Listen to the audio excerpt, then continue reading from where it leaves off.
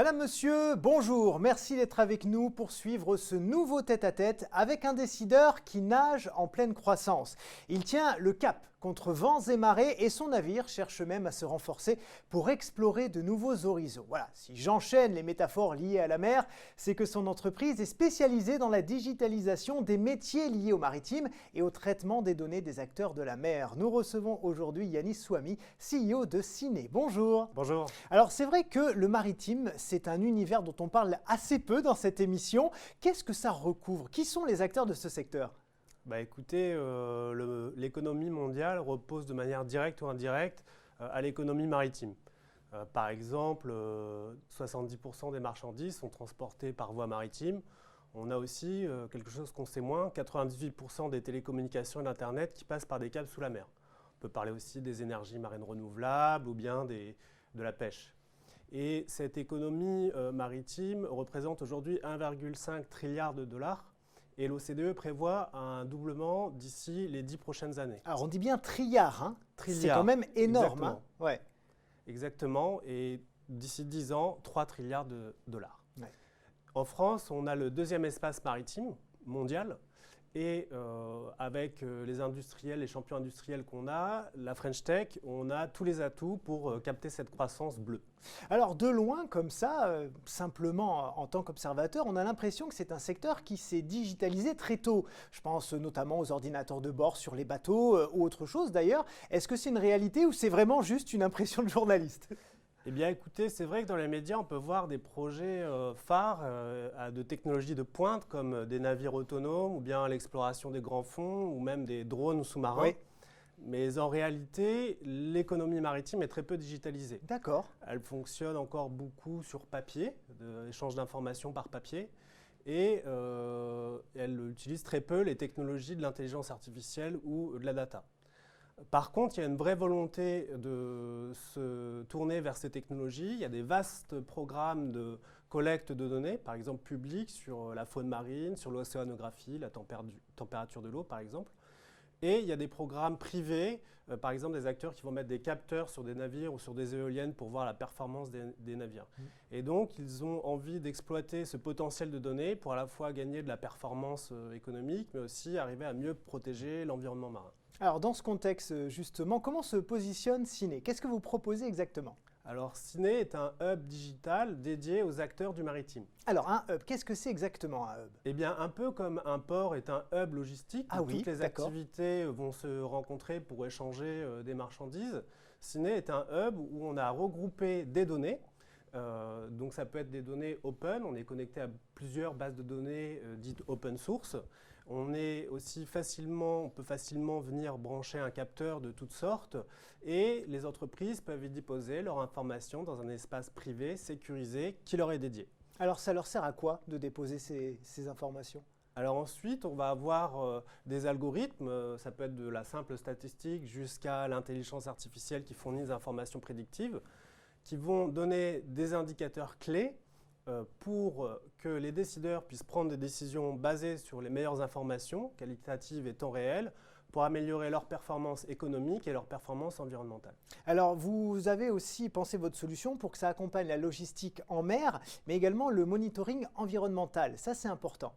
Oui, tout à fait. Donc, on va pouvoir fournir ces indicateurs à l'ensemble des acteurs du maritime, mais j'aimerais faire un exemple sur deux exemples. Oui.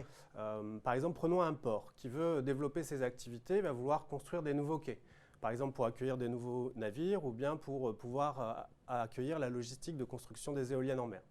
Pour construire ce quai, il veut monitorer l'environnement. Donc, dans notre hub, il va pouvoir connecter tous ces capteurs, qualité de l'air, qualité de l'eau, bruit aérien, bruit sous-marin, et avoir un tableau de bord où toutes ces informations-là sont délivrées en temps réel pour l'ensemble des acteurs avant, pendant et après le chantier. Donc ça va être les autorités portuaires, les sociétés de construction, les bureaux d'études d'assistance à maîtrise d'ouvrage. Ils vont pouvoir disposer d'une alerte en cas d'un événement de pollution pour pouvoir prendre des actions ou bien en cas de nuisance sur le voisinage environnement du port et générer des rapports afin d'être en conformité avec la réglementation.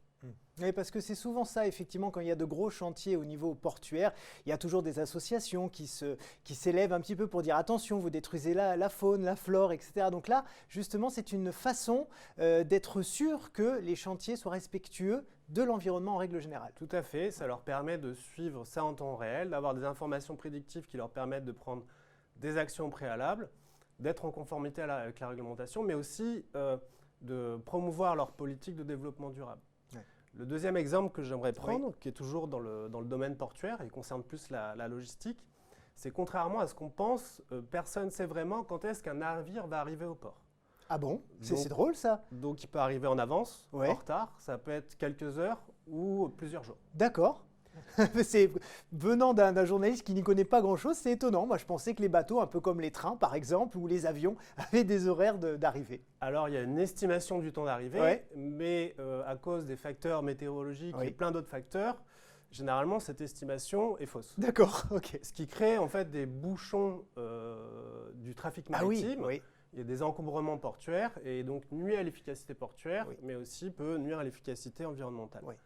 Donc nous, en fait, comme on a la position des navires sur le monde entier, avec des jeux de données historiques sur plusieurs années, qu'on va combiner avec des historiques de données météo et des prévisions météorologiques, on a aussi cette position des navires en temps réel, notre algorithme de machine learning va du coup pouvoir donner une prédiction du temps d'arrivée du navire.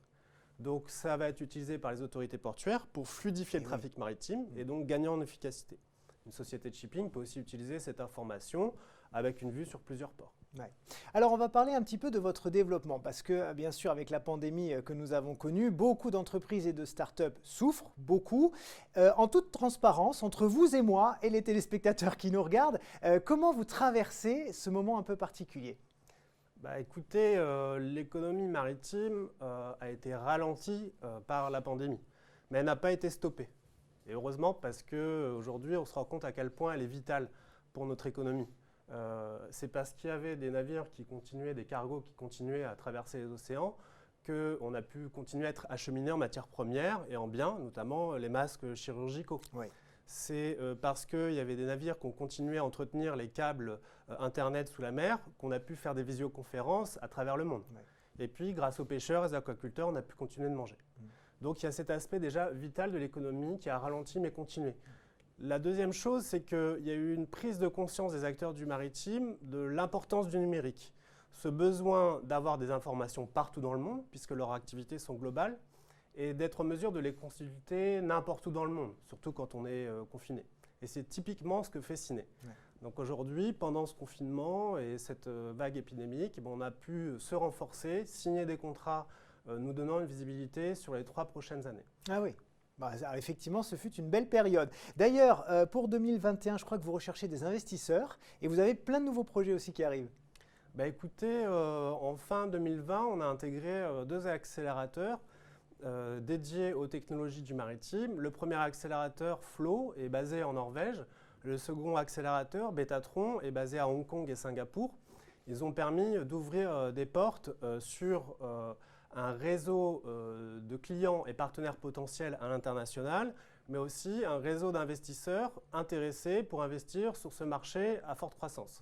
Donc aujourd'hui, en 2021, effectivement, on cherche à renforcer nos capitaux propres par une levée de fonds de série A et du coup investir pour avoir toujours plus de données dans notre hub, toujours plus d'indicateurs à fournir à nos clients et développer, accélérer notre croissance à l'international.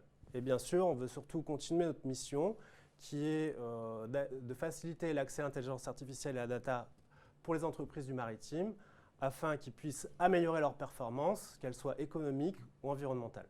Eh bien, merci beaucoup Yannis Souhami d'avoir été avec nous aujourd'hui. Je rappelle que vous êtes le CEO de Ciné. Et merci à vous, chers amis, d'avoir suivi cette émission. On se retrouve très vite sur BFM Business pour un nouveau tête-à-tête décideur. À bientôt.